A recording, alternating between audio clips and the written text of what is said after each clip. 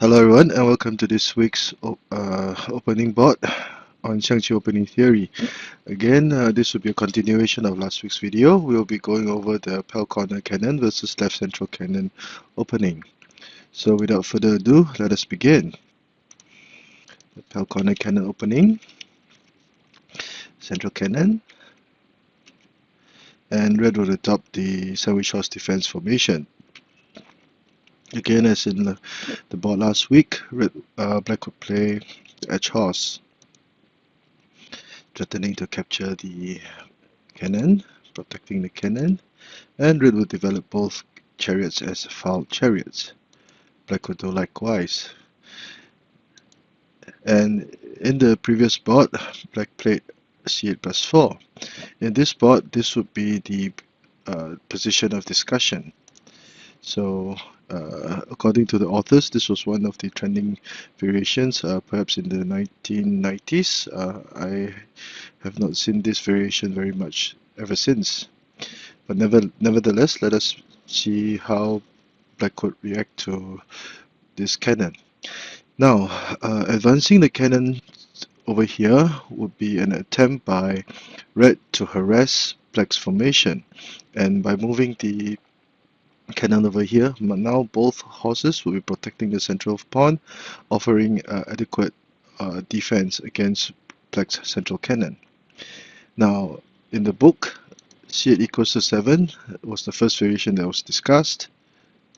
r2 plus 6 was the second variation that was discussed. So in the first variation, black would offer a trade of chariots. And of course, trading chariots so early in the game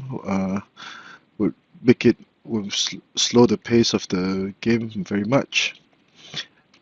And at this point in time, red would play p7 plus 1 to prepare for development of his horse. Black would patrol the riverbank, and red would offer a trade of chariots. Now this is usually not so commonly seen nowadays because red would often prefer to have his chariots on the board so that he can still create complicated situations whereby he could profit from. Now, faced with red's challenge, how should black react? Now, the suggested move was r2 equals to 6 to try to threaten the Palcorner Cannon. Now, if black accepted the trade, it would become a chariotless game, and the chances for a draw would become very high. Now, black would play p7 plus 1, threatening the horse. Red would develop the horse to dislodge the cannon, forcing the cannon to trade. And at this point in time, red would have a slight advantage. But as can be seen, the game would suddenly become very drawish, and perhaps this would favor players with a very strong endgame. So r2 equals to 6 will try to keep the chariots on the board and keep things complicated. And because the cannon had no place to go, c4 equals 7 would be played to trade material. And now the black cannon would be targeting the red horse. Red will usually counter this manner, charging his chariot across the river, preparing to capture the pawn. And black would dislodge his central cannon and try to adopt another formation. Black will link the elephants up to protect, so that the cannons will now be protected, and the elephants will also be linked, so this will be quite a formidable defense.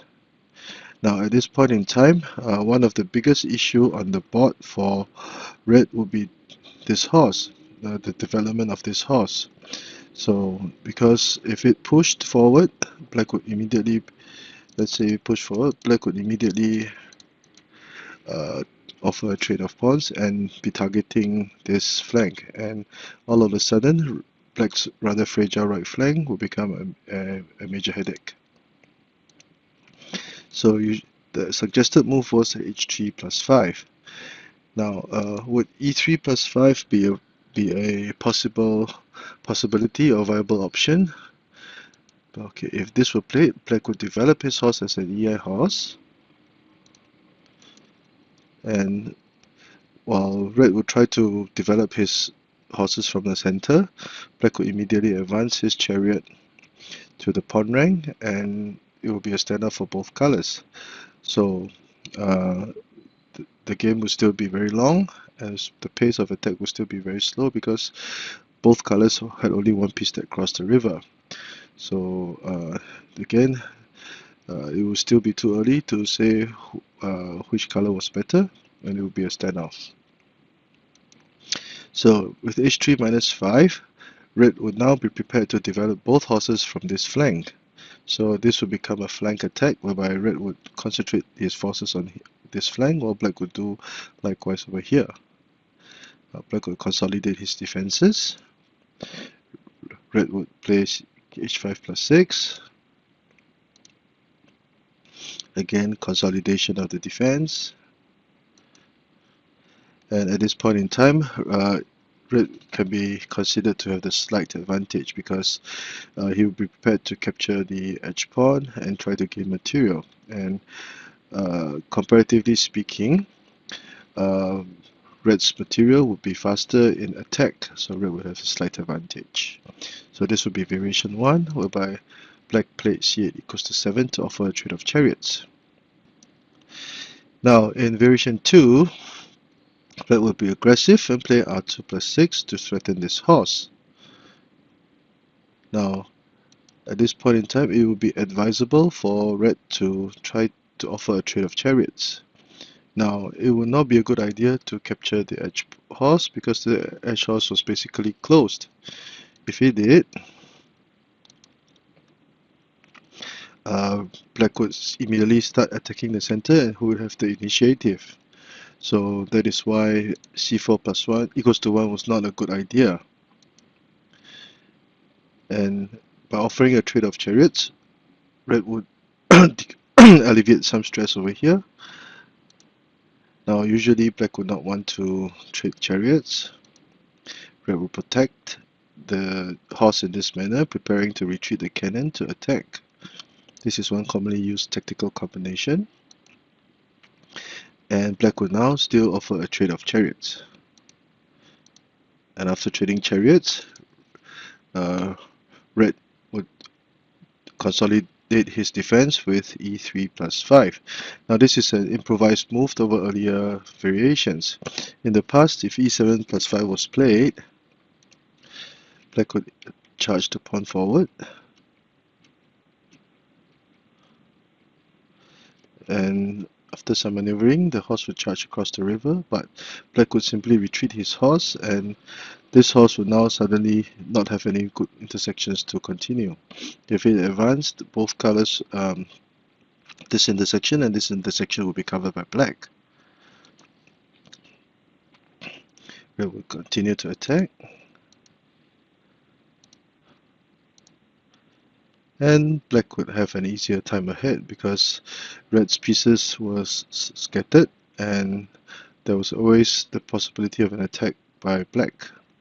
So red would have an easier time ahead, and that is why after much contemplation, e7 plus 5 would appear to be not as good as e3 plus 5. Now if e3 plus 5 were played, black would again change his formation. This is also another agile tactic, and it can effectively resolve the problem of red playing c4 minus 6 to retreat this cannon to attack over here, because if it did, this cannon would be able to block. So both colors go to and fro, and seeing that was not possible, red decided to up his defenses. So did black. Red would dislodge the chariot, and both colors would consolidate their defenses. And at this point in time, it will be still be a standoff. Black can be satisfied with this situation. Both colors would not have any piece that crossed the river, but comparatively speaking, maybe red's horses would have better lines of development, but black would still be able to hold its own. So in this board, in this short summary, for variation 1, black would play c8 equals to 7. Red would, for variation 2, black would play r2 plus 6. Now let us view the game. Let us view the game from the eyes of black. Palcorner Cannon, central cannon, protecting, developing both horses as proper horses. And black would choose to develop his left horse as an edge horse. All 4 chariots are developed as file chariots. And this will be the position of discussion, whereby red would push his cannon across the river to harass black's formation, hoping to weaken it. First variation, c8 equals to 7. Second variation, r2 plus 6. c8 equals to 7. Chariots are traded. Black would patrol the riverbank. Red would offer yet another exchange of chariots, but black would refuse and trade horses with instead. Black would change his formation, and red would try to develop his horses from this flank. Both colors would consolidate the defenses, and red would have a slight advantage at this point in time. In variation 2, black would play very aggressively, and again red would offer a trade of chariots. Again yet another trade of chariots, and red will play e3 plus 5, which would be an improvisation of earlier variations. Again, red will try to dislodge the black chariot, protect, and black can be satisfied with this situation. Comparatively speaking, in the first variation, black would be able to counter red's aggression nicely, but somehow you feel a bit too passive. In variation B, black will show some aggression, and he will still be able to adopt a very satisfactory position. So I hope you've enjoyed this short video. If you do like my work, please do subscribe to my channel and give me a thumbs up for the video. Thank you.